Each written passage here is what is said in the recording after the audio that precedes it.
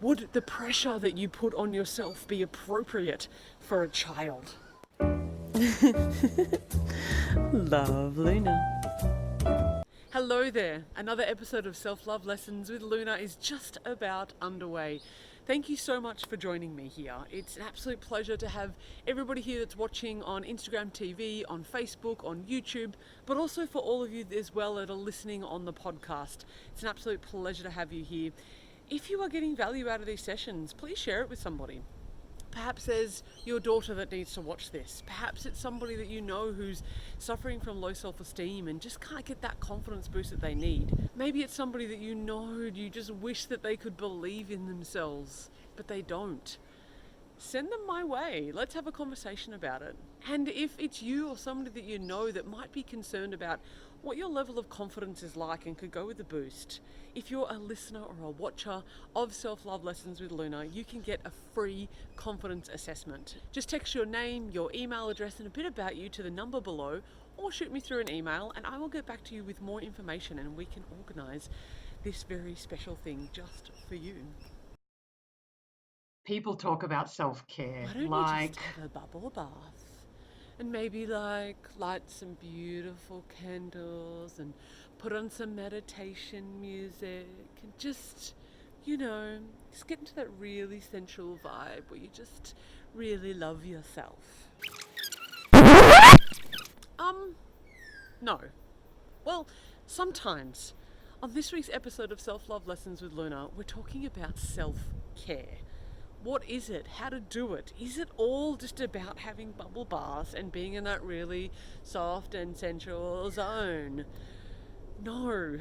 Self-care is so much more than bubble baths and playing really soft, gentle music.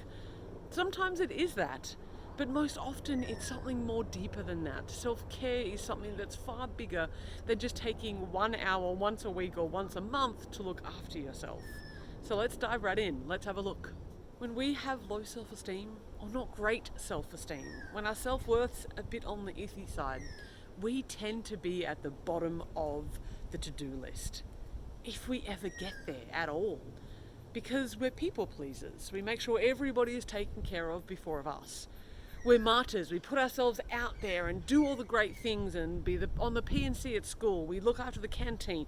We run around and do everything for everybody else. But when do we get a chance? We like to be in control of everything. We don't tend to hand all our control over to other people because they'll probably get it wrong and then you're going to feel bad about it.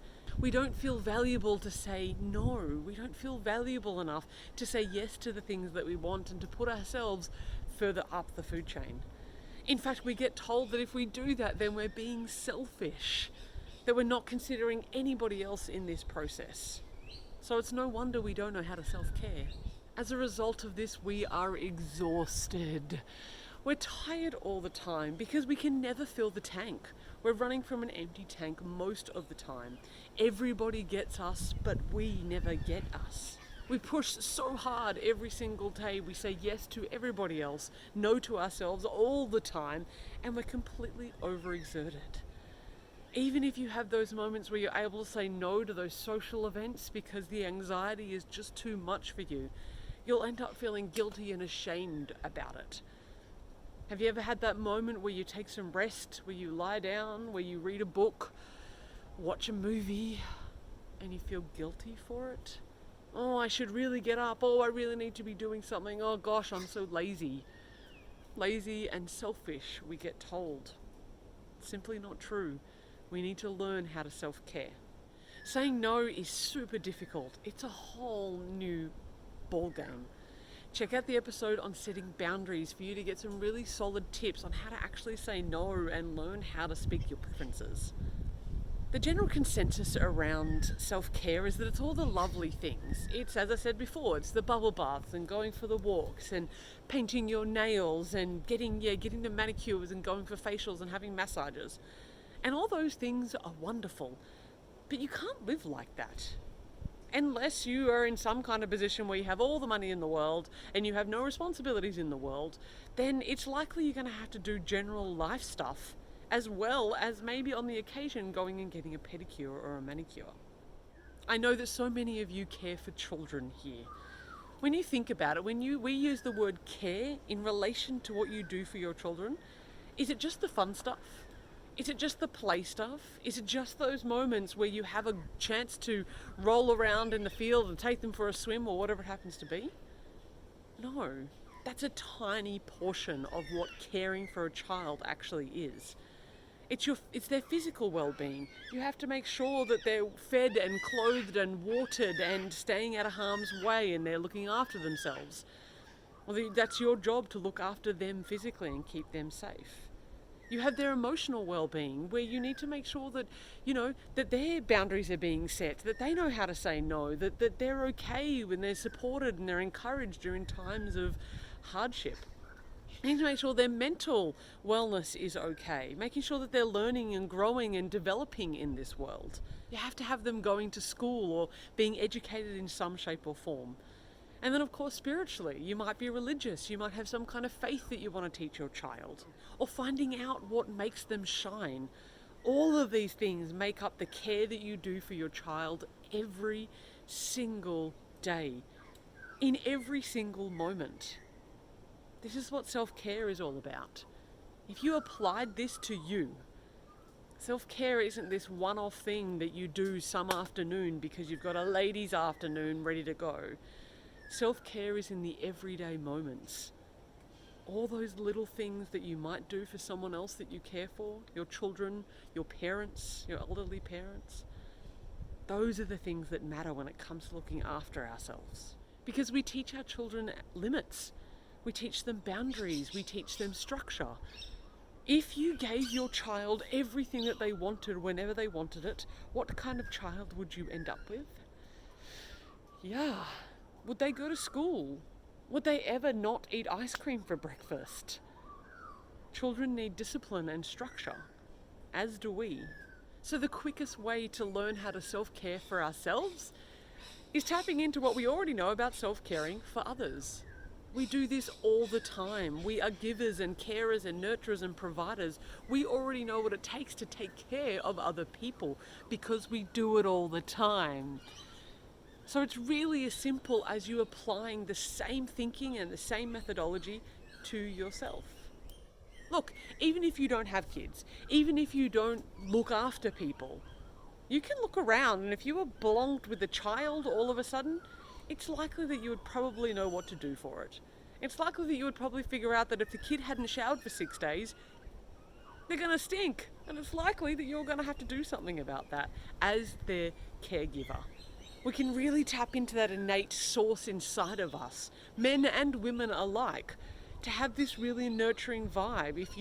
Maybe you have houseplants, maybe you kill them, but maybe you have a pet, maybe that's staying alive. Maybe you've just taken care of yourself enough in your life to be able to understand what are the basic needs that need attending to every single day of every single moment. So keeping it really simple, ask yourself this question. If I was caring for somebody else, what choice would I make here? This first one is really about making choices aligned with caring, just like you do for other people. As we said before with the ice cream example, sometimes it's okay to eat ice cream for breakfast. Sometimes it's okay to stay in bed until all hours of the day. Sometimes it's okay to stay up really late and play video games. All of those things are okay. Neither is bad nor good. Yet if you were looking after somebody, would it be caring if they had ice cream for breakfast every single day? Would it be caring if there was no structure around bedtime at any point in time? Would it be caring if they never got to school on time? Or if you never got to work on time? Would that be a caring thing to do? No. Would you make your child work relentlessly for other people constantly and never get a rest? Would you say to your child, you know what, you need to get that done so you can't go to sleep yet? Or you better wake up early because you haven't done it yet? Would you make your child on a regular basis sacrifice their happiness and their joy for the sake of pleasing others? What walks in parents runs in children. Perhaps you are passing some of these things on to your children. But do you want to? Is it an example that you want to set for yourself? Is it an example that you want them to be raised into believing? Think about your expectations. Do you have really high expectations for yourself? Do you have really high expectations for others? I know that this is something that I need to really mitigate on a regular basis because I think I need to push and shove and go and drive and marah, and I'm always "Arr!" So self-care in these examples is about taking the pressure off.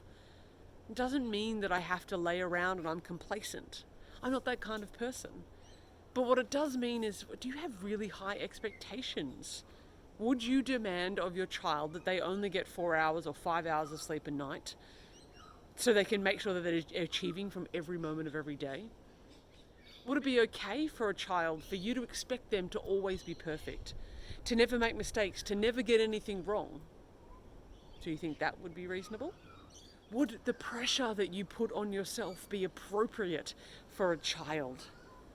And if not, don't do it. There is a beautiful inner child inside each and every single one of us.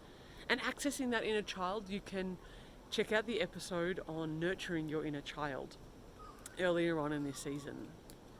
But think about it. You are still a gentle, beautiful soul inside of you. Yes, you have more responsibilities. You have more things to do. I get that. Which means even more so that you need to be gentle on yourself. That you need to take it a bit more easy. That you can take some of that pressure off yourself because there is so much that you need to do on any given moment. Think to yourself once again, would I apply this to a child I was caring for in my life? And if you wouldn't, think about it again.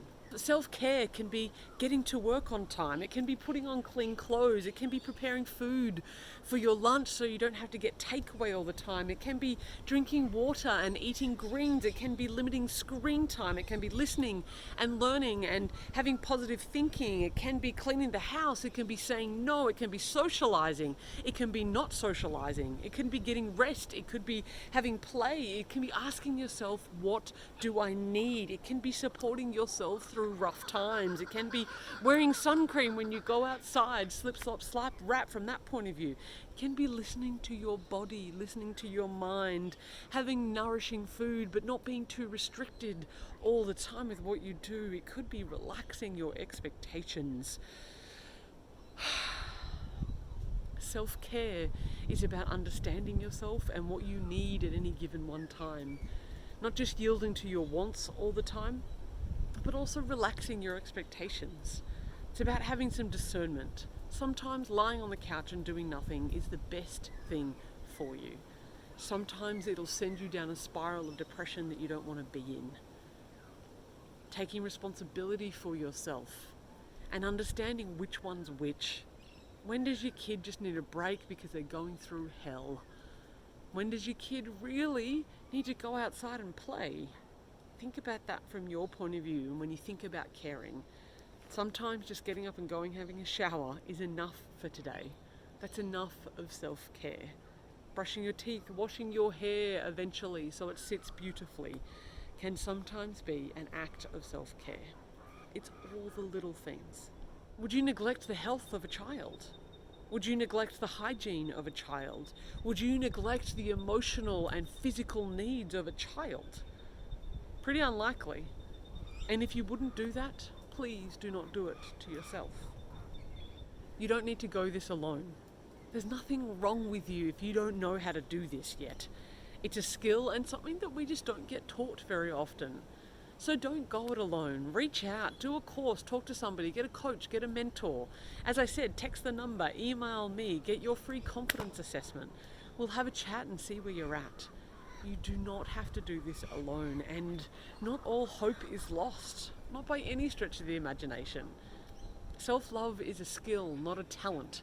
It means that you can learn it, and when you learn it and you have the tools, I have clients from many years back, they say, life hasn't changed in the form of it being any less hard, but I know how to deal with it much, much better now. Give yourself that gift. New episodes are out every single Friday on YouTube, Instagram TV, Facebook, and also you can listen to us on the podcast. Until next week, practice some self-care. Leave something in the comments and let me know how you practice self-care. Share the love between each other so that we can all love ourselves a little more. In the meantime, happy self-loving.